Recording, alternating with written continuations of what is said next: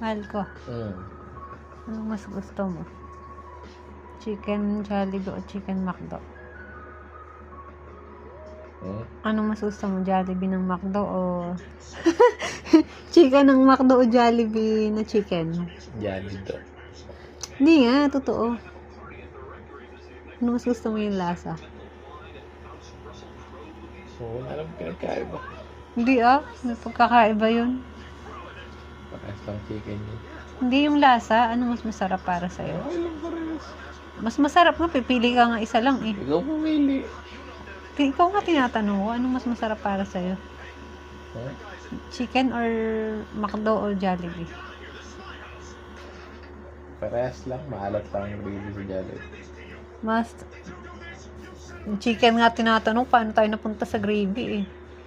Parehas yung fried chicken yun. Wala akong pakialam.